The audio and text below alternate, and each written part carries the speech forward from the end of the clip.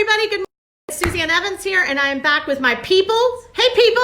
Hey! And this is the second day of our BAM, and I hope you enjoyed yesterday where we did some teaching on the success pyramid and what you need to be for competitive greatness. And today, this is the time in the morning. We've had, we actually just 50% of our attendees here have done their hot seat, and so it tends to be the time that a lot of questions can start coming up, because some of you went home last night having done your hot seat and are thinking out, percolating on, procrastinating already, processing what you experienced and what you did. And so I thought what we would do today for about 15 minutes or so is get the questions from the room, what you guys need, what you're thinking, how I can help you. And also, what do you need right now? If you are on Facebook Live with us and you are watching, I'm going to take a few questions from you guys as well. And what I find is, a lot of times when I say, what do you need to a business owner? They will, they will go, well, I'm not sure what I need. And they'll think of the great kind of they need. And I find that when I ask the question, what do you need right now? It's a very different question, right? What do you need right now? Like, if you get one thing, if you could have an answer, if you could get clarity on something, if you could get unstuck on something, if you could, if you could have a piece of information that would move you forward, what would that be, and what would it look like, and what would it like for you? So the question I'm asking is,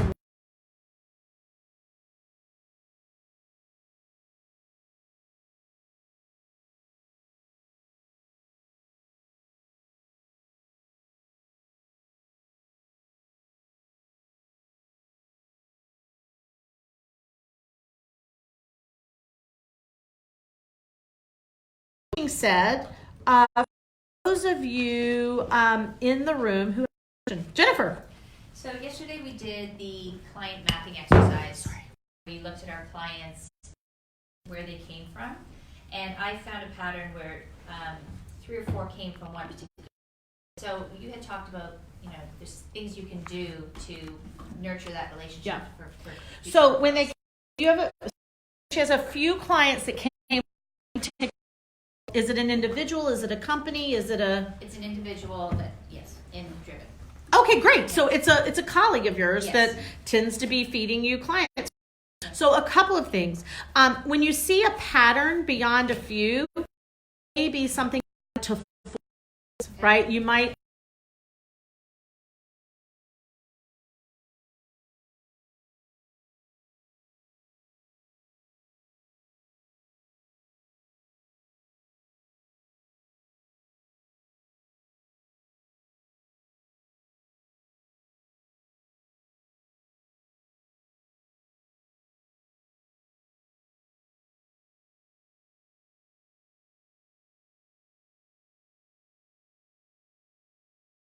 To be honest, and so you want to be paying attention to send them flowers or send them a gift. So it's about when you notice a pattern, then trying to formalize it. Okay. Does that help? Oh, good. Hello, everybody. Hi, Katya. Hi, Jennifer. We are on Facebook Live, and to catch you up if you just joined us, tell me what you need right now. We're in a room of wonderful entrepreneurs, and they're asking me what they need and some clarifying questions, and you're getting to be privy to that. And you also have the opportunity to ask me what you need in the chat room. So next question. Yes. Jennifer. Only the Jennifers have questions. And this is my new band, Suzanne and the Jennifers. Okay. Go ahead, Jennifer. So yesterday in my hot seat, you said this, but I didn't catch it. It didn't click. The difference between your target audience and your ideal client. Can you clarify? I know what you're talking about. So Okay. let me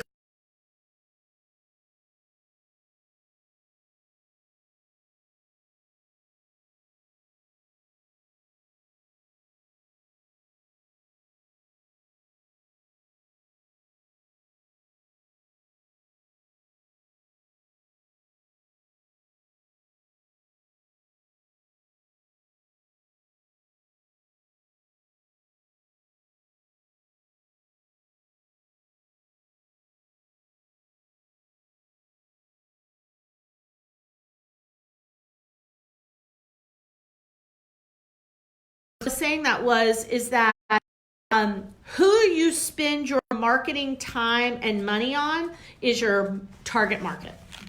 That's the ideal client that you are seeking, right? And if you are getting clients because you're from referrals or you're getting them from other means, it just could mean that it just means that you're working with some people that you didn't necessarily spend money or time to go reach. And the bottom line is that they're still in your book of business. So that's what I meant was, just because you choose the market of over 50 women over 50 who want to get in shape,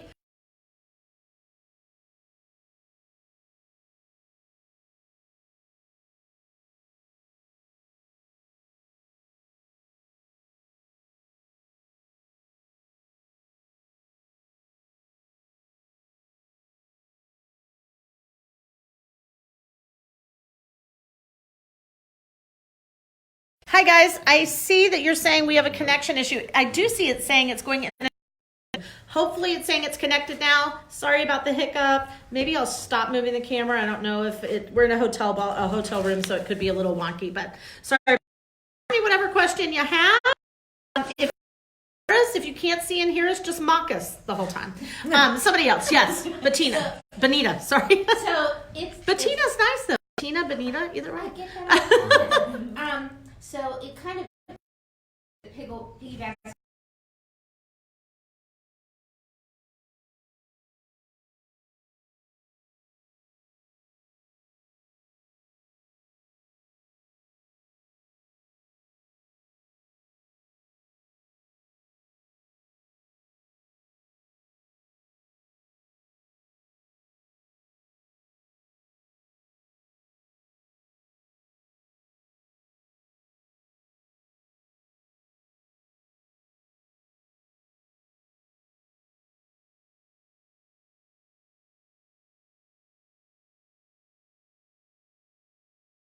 Small businesses are $1 to $10 to $50 million.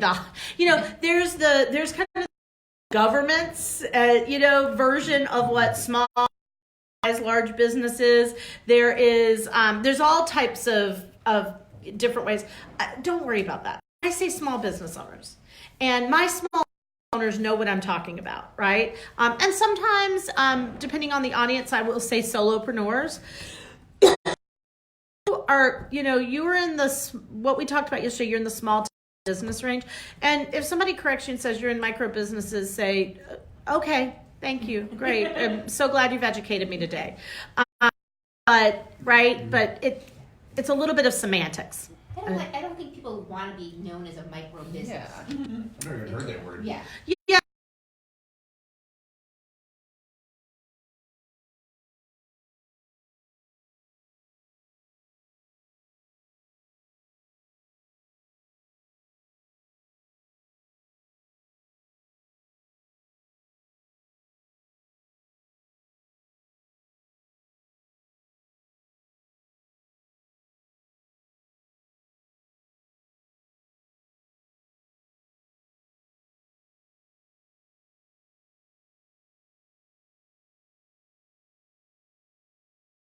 To make a shake with people. Yeah. And today you said something around having the core 12 and Yep. building the business from the top down. So I know that's going to be one of my key takeaways. Yeah. So let me reiterate what I was saying. So people are teaching to build a business with a tripwire, build a business with a $7 product or a small level product. The problem is, just do the math. Let's do easy math. You have a $1,000 product and you want to, your first year build a 6-figure business. Well, how many $1,000 products do you have to sell to build a 6-figure business? 100, right? So you need to sell $100,000 products. Well, especially if it's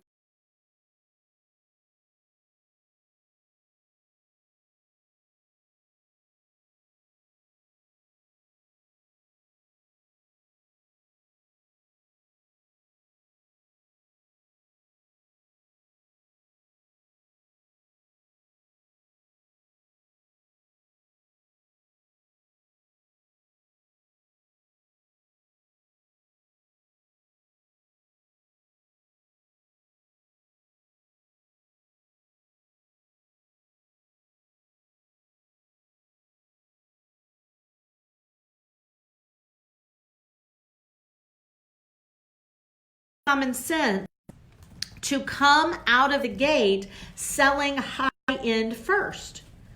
Because a few reasons. One, you can get more money in your pocket sooner. Number two, you don't have anything else to do except service clients. Right? Out. You have 5 clients, you're marketing, you're doing sales, and you're servicing those 5 clients. And number 3, it's where you're most right? I mean, it's like, I'm talking to you. I can hear what Lisa's saying. I'm getting feedback, right? And I'm hearing her and she's hearing me and we're going back and forth. The other piece of this is that it also takes less time. Let's talk about selling an online product. It has to be created. It has to be designed. It has to be put on. It has to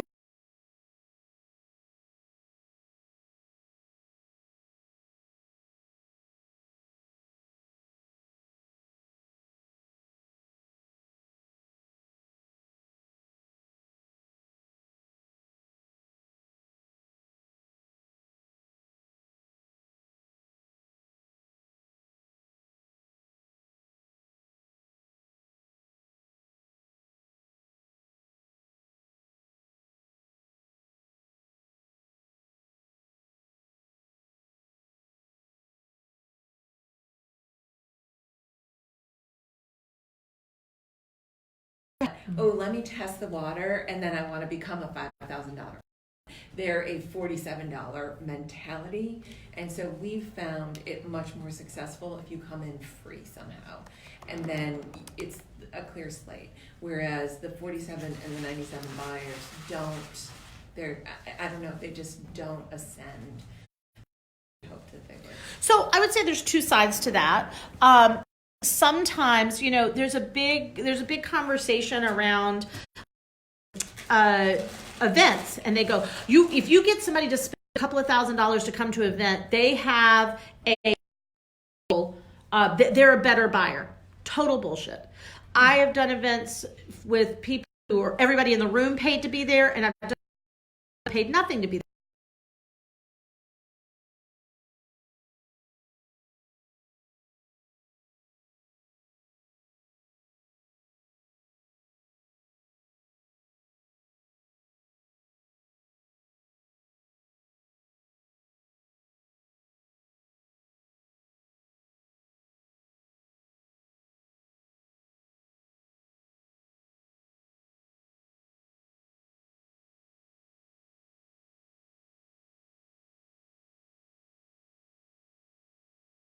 I do believe someone who will buy $1,000 product, a $1,500 product, has a bit more.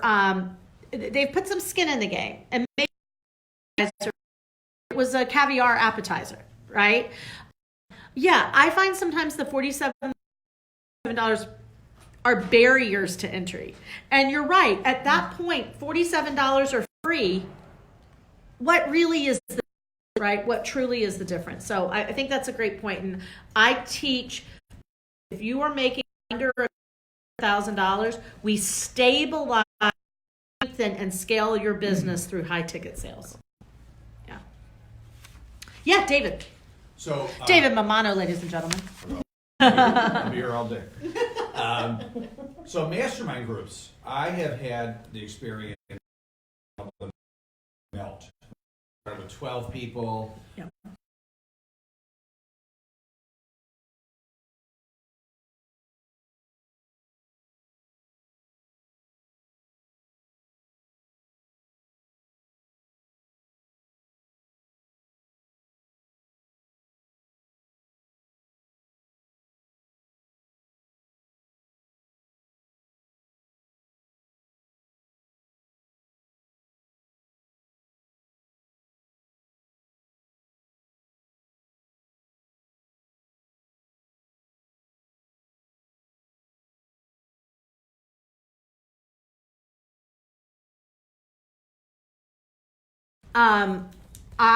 There's nothing like spending all day dreading to go to something that you were so excited you signed.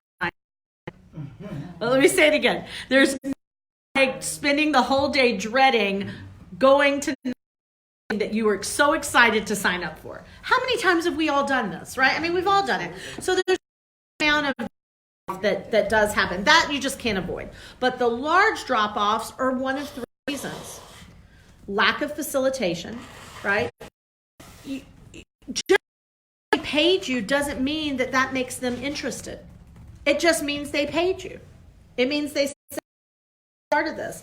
So when people driven business, people join our programs, my first step is to engage them and show them our results and show them our clients and show them our success and let them know that they too can do this.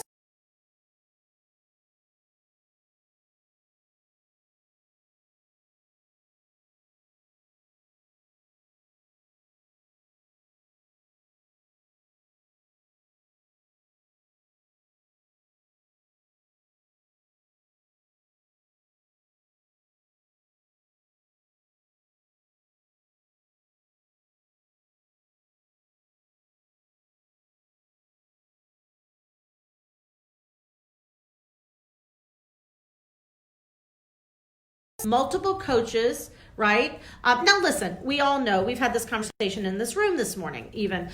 Sometimes coach isn't a fit. Sometimes in the very beginning, somebody kind of just finds a coach that's not a great coach.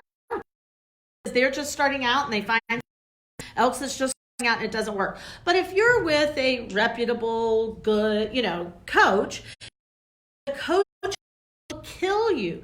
We tell people when you join our program, we're making you commit to a year, but mentally, we want you to commit to 3 years. Here's the 3-year cycle. Year 1, figuring it out. And I don't care if you come to me making $1 million, you come out at 0. Year 1 is figuring it out. Year 2 is working it out. Year 3 is rocking it out. And that is the cycle of entrepreneurship.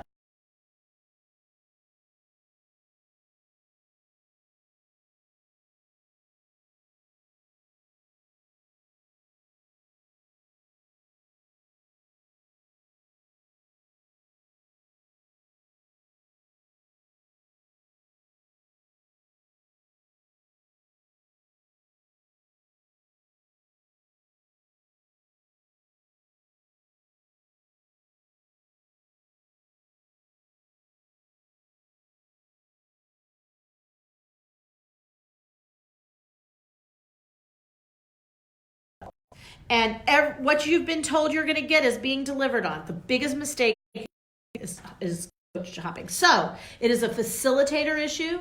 It is an inspiration issue. It is continued motivation issue. And there's a percentage, there's nothing you can do about that. Yeah. Does that help? Very much so. Yeah. Any other questions?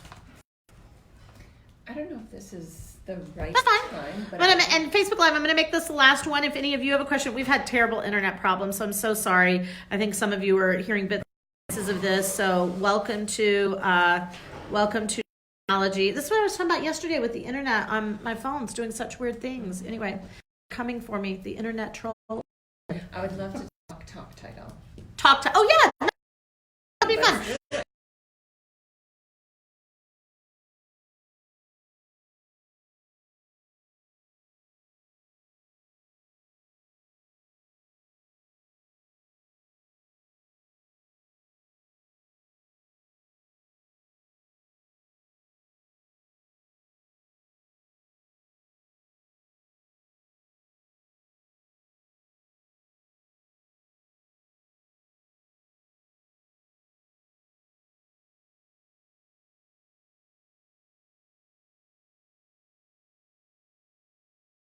A party of one, right?